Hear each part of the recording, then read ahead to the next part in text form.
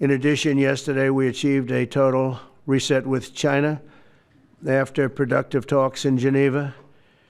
Both sides now agreed to reduce the tariffs imposed after April 2nd to 10% for 90 days as negotiators continue in the larger structural issues. And I want to tell you that a couple of things. First of all, that doesn't include the tariffs that are already on, that are our tariffs, and it doesn't include tariffs on cars, steel, aluminum, things such as that, or tariffs that may be imposed on pharmaceuticals, because we want to bring the pharmaceutical businesses back to the United States, and they're already starting to come back now based on tariffs because they don't want to pay 25, 50, or 100% tariffs, so they're moving them back to the United States. I spoke to Tim Cook this morning, and he's going to, I think, even up his numbers, $500 billion. He's going to be building a lot of plants in the United States for Apple, and we look forward to that. I really do look forward to that. But the talks in Geneva were very friendly. The relationship is very good. We're not looking to hurt China. China was being hurt very badly. They were closing up factories. They were having a lot of unrest.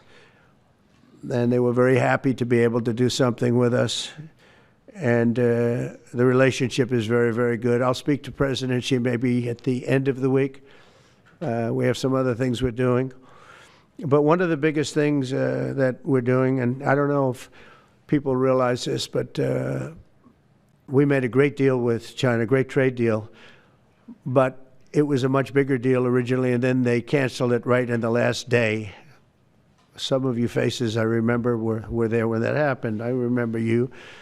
And we had a deal where they opened up their country to trade with the United States. And they took that away at the last moment, and then I canceled the whole thing. And then 6 months later, we ended up doing a smaller deal. But it was a big deal. It was $50 billion worth of product that they were going to purchase from our farmers, et cetera. And we agreed to that. People thought it was 15 because they were doing 15. We made it 50 because I misunderstood the 15. I said, you got to get 50. Because when I asked, if you remember the story, when I asked, what are we doing with them? My Secretary of Agriculture at the time, Sonny Perdue, said, sir, it's about 15 billion and we're asking for 15. And I thought he said 50. So I said, so they came back with the deal at 15. And I said, no way, I want 50.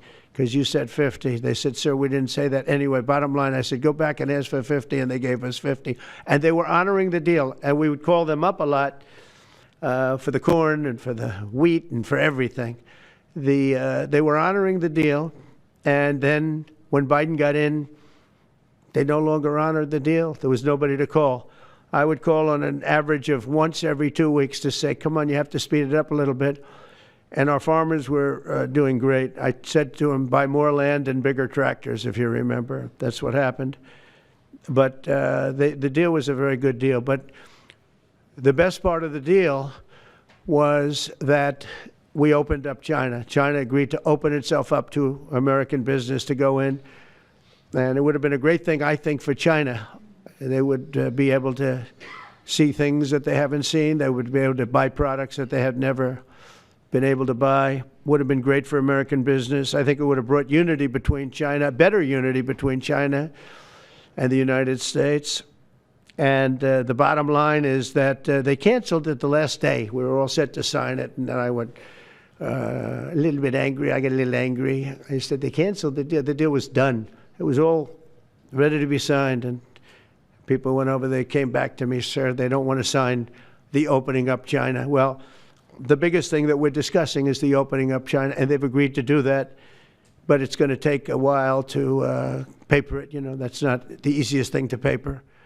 But that's the single, I think, to me, some people would disagree. Some people would say we're getting a lot of money with tariffs or whatever, but, you know, especially when you add what we already have. Because remember, we're already getting the 50% on steel and different things. That's not included in these numbers, so you can add that. But the biggest thing to me is the opening up. I think it would be fantastic for our businesses if we could go in and compete with China. It would be a lot of jobs for China. It would be, I think, at a time when they can frankly use the jobs.